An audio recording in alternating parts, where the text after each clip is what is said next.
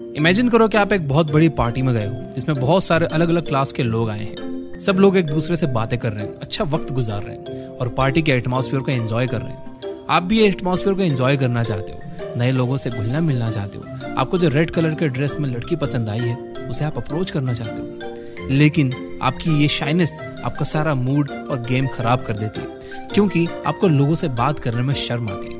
लड़की के सामने जाते ही सारा कॉन्फिडेंस नीचे गिर जाता है और बात करते वक्त आप हकलाने लगते हो। इनफैक्ट बात करना तो दूर की बात, आप वो लड़की के पास जाने से पहले ही अपने आप को जज करने लगते हो कि यार मैं अच्छा भी लग रहा हूँ या नहीं, यार मेरे बाल ठीक हैं भी कि नहीं, यार मेरे मुंह से स्मेल तो नहीं आ रही। और ना जाने क्या क्या थॉट्स आपके दिमाग में बिजली की तेजी से घूमने लगते हैं। अगर आपके साथ सच में ऐसा होता है तो मैं आपको बता दूं कि आप अकेले नहीं हो। टाइम्स ऑफ इंडिया की एक रिपोर्ट के मुताबिक इंडिया में 50% से भी ज्यादा लोग इंट्रोवर्ट और शाय हैं, जिसका सिंपल सा मतलब है करीब 70 करोड़ लोगों को दूसरे लोगों से बात करने में दिक्कत आती है।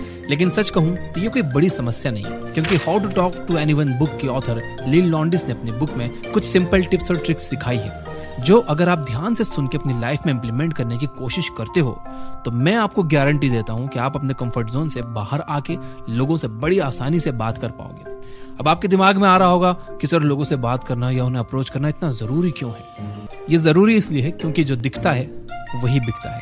समझो, the art of communication is the language of leadership, जिसका सिंपल सा मतलब है कि अगर आपको एक ऐसा इंसान बनना है जो सबको इन्फ्लुएंस कर सके, जिसकी बात हर एक इंसान माने, तो आपको एक अच्छा लीडर बनना पड़ेगा। और एक अच्छा लीडर बनने के लिए आपको कम्युनिकेशन सीखना पड़ेगी, और ज्यादा मुश्किल नहीं है। अगर मेरे जैसा एक इंट्रोवर्ट इंसान संदीप माहेश्वरी सर के शो पर जाकर 150 लोगों के सामने 1-on-1 इंटरेक्ट कर सकता है, तो हर एक इंसान कुछ भी कर सकता है। तो कॉन्फिडेंट बनने के लिए तैयार हो तो कर दो वीडियो को लाइक, क्योंकि मेरे दोस्त जिंदगी बदलने वाली है। Magic of shared smile. Imagine करो कि आप एक बहुत लंबी फ्लाइट में बैठे हो, जहां पर आप सीट के बीचों बीच में बैठे हो। लेफ्ट हैंड साइड पर एक रैंडम अंकल बैठे हैं और राइट हैंड साइड में एक माँ अपने बच्चे को लेकर बैठी है। आप ये सोच ही रहे होते हो कि भाई ये कहाँ फंस गया मैं, लेफ्ट में एक खड़ूस अंकल है, राइट पे ये बच्चा रो रहा है और अब बादल भी नहीं दिखेंगे, जाकिर भाई को क्या जवाब दूंगा। उतनी देर में अंकल आपको देख के स्माइल करते हैं और कहते हैं भले ही ये बच्चा 3 घंटे से रोते हुए हमें परेशान कर रहा है, पर दिखने में काफी क्यूट है। जिसके बाद आप भी अंकल को देख के स्माइल करते हो और कहते हो हाँ अंकल बात तो सही है। अब यहाँ पर एक सिंगल इनिशिएटिव और स्माइल ने आपको दोनों स्ट्रेंजर्स को एक दूसरे के साथ कंफर्टेबल कर दिया। इमेजिन करिए अगर यही सेम चीज आप किसी क्लाइंट या किसी डेट के साथ करोगे तो उसे कितना कंफर्टेबल फील होगा। तो इसलिए अगर आपको किसी से बात करनी है या किसी को अप्रोच करना है तो सबसे पहले सामने वाले को देखकर स्माइल करो, एक अच्छा कॉम्प्लीमेंट दो और फिर बात करो। और फिर नोटिस करो कि कैसे लोगों से बात करना आपके लिए मक्खन जैसा हो जाता है, क्योंकि लील लॉन्डिस अपनी बुक में लिखती है कि एक स्माइल सामने वालों को कंफर्टेबल महसूस करवाती है।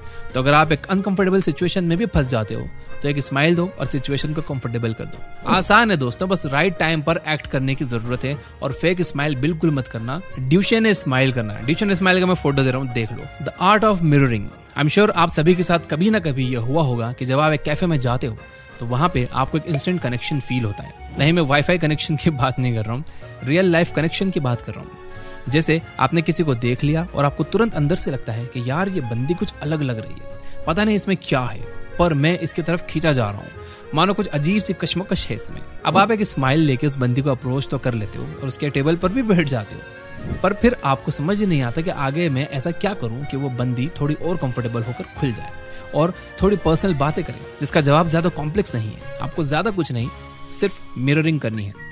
मिररिंग का मतलब सामने वाले के एक्शंस को और टोनालिटी को थोड़ा सा मिमिक करना है, यानी कि कॉपी करना है। अब मैं ये नहीं कह रहा कि आप एक रोबोट की तरह वो जैसा करे वैसा करो, पर स्लोली एंड स्टीडीली एक ऐसे वे में सामने वाले को मिमिक करो ताकि उसका सबकॉन्शियस माइंड समझ जाए कि ये बंदा तो मेरे जैसा ही एक्शंस और बातें करता है, तो शायद ये मेरे जैसा ही होगा।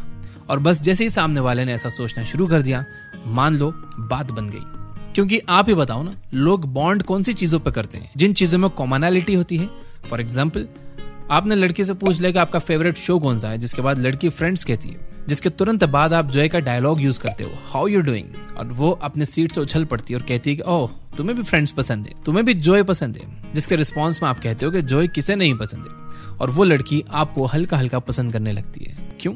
क्योंकि आपने कॉमन ग्राउंड ढूंढकर लड़की के साथ बॉन्ड किया है। इसलिए मिररिंग जरूर करिए, और ये करने के 3 मेजर तरीके हैं। नंबर 1, सामने वाला जैसे बैठा है आप भी वैसे ही बैठो और उसका पोस्चर कॉपी करो। नंबर 2, वो जैसी टोन में बोल रहा है आप भी वैसे ही टोन में बोलो। अगर वो धीरे बोले तो आप भी धीरे बोलो, अगर वो तेज बोले तो आप भी तेज बोलो। नंबर 3, सामने वाले के फेशियल एक्सप्रेशन मिरर करो। अगर सामने वाला इमोशनल और दुखी लग रहा है तो आप भी उसके इमोशंस को फील करने की कोशिश करो, और ये सब फेक करने की कोशिश मत करना। एक जेन्युइन ह्यूमन बीइंग की तरह इन टिप्स को समझो और अपने इंटेलिजेंस के हिसाब से इनका इस्तेमाल करो। Power of remembering name. I am sure आपके साथ भी ऐसे अनकंफर्टेबल एक्सपीरियंसेस होते होंगे जहां पर आप किसी इंसान से मिलते हो, बातें करते हो और अच्छा रेपो बना लेते हो, पर अगली बार जब आप उसी इंसान से मिलते हो तो उसके नाम को याद करने की कोशिश करते हो और आपको बाकी सब याद आ जाता है, जैसे कि एक हफ्ते पहले मंडे को कौन सी टी शर्ट पहनी थी, परसों मम्मी ने बैगन का भरता बनाया था, आपकी बहन का बर्थडे आ रहा है और ना जाने क्या क्या आपको याद आने लगता है। पर जब उस इंसान का नाम याद करने की कोशिश करते हो तो पता नहीं आप क्यों गोलमाल के पप्पी भाई के जैसा सब भूल जाते हो। वर्क लर्निंग रिसर्च के एक आर्टिकल के मुताबिक 50 से 80% लोग चीजों को एक दिन बाद ही भूल जाते हैं। लेकिन मेरा और लीन लॉन्डिस का एक पर्सनल सजेशन जो आपकी लाइफ को आसान बना देगा, ये सजेशन काफी सिंपल है। Learn to remember people's name because names are the sweetest sound to human ear. जिसका सरल सा मतलब है कि हमें दूसरे लोगों के द्वारा अपना नाम सुनना काफी अच्छा लगता है। ये बात डेल कार्नेगी ने अपनी book how to win friends and influence people में बताई है। तो भले ही आप 50 से 80% चीजें भूल जाओ, पर जो बाकी के 20% बचे हैं उसमें लोगों का नाम याद रखने की कोशिश करो। एक काम आप ये कर सकते हो कि आप जब किसी नए इंसान से मिलो तो आप उसका नाम लिख लो अपनी डायरी में या अपने फोन में कहीं। Open ended questions.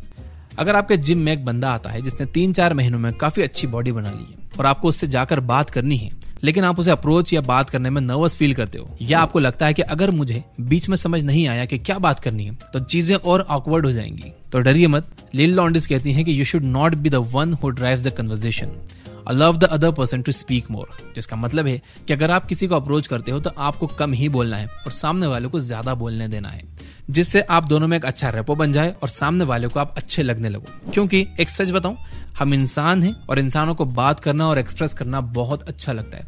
एंड ये अभी से नहीं, स्टोन एज के टाइम से चला आ रहा है। पहले हम ड्राइंग बना के दीवारों को पेंट करके कम्युनिकेट करते थे, अब हम वर्बली वर्ड्स के थ्रू कम्युनिकेट करते हैं। तो coming back to the point, आप उस जिम ब्रो से एक ओपन एंडेड क्वेश्चन पूछो, जैसे कि हाय ब्रो, मैं आपको पिछले 3-4 महीनों से नोटिस कर रहा हूँ और मुझे आपको कॉम्प्लीमेंट देना है कि आपने 3-4 महीनों में काफी अच्छी प्रोग्रेस कर ली है। क्या आप मुझे डिटेल में बता सकते हो कि आपकी ट्रेनिंग रूटीन और डाइट प्लान क्या है? जिसके बाद सबसे पहले सामने वाला खुश होगा क्योंकि आपने उसकी मेहनत की तारीफ की, और उसके बाद आपने एक ओपन एंडेड क्वेश्चन भी पूछा जिसका आंसर करने में उसे सिर्फ हाँ या ना में नहीं कहना पड़ेगा, बल्कि उसे अच्छे से एक्सप्लेन करना होगा कि उसे रिजल्ट्स कैसे आए। जिसके बाद वो आपको एक लंबा चौड़ा आंसर देगा और आप दोनों का रेपो बन जाएगा और अब आपके लिए उससे बात करना और भी आसान हो जाएगा। Building bridges through shared experiences. मेरे दोस्त ने मेरे साथ अपना पर्सनल एक्सपीरियंस शेयर किया, जहाँ पे एक बार वो चाय पीने गया और वहां पे एक बहुत ही ब्यूटीफुल लड़की बुक पढ़ रही थी। अब ज्यादातर लोग सुंदर लड़की देखते हैं तो कभी उसे अप्रोच नहीं करते, बस दूर से देख के मन ही मन एक कमेंट पास कर देते हैं कि वो कितनी सुंदर है और वहां से निकल जाते हैं। अब देखा जाए तो मेरे दोस्त ने भी कभी किसी रैंडम लड़की को अप्रोच नहीं किया था, पर उस दिन उसने उस लड़की के हाथ में अश्नीर ग्रोवर की बुक दोगलापन देख ली, जिसकी समरी 4 दिन पहले ही उसने ये बुक ऐप पर सुनी थी।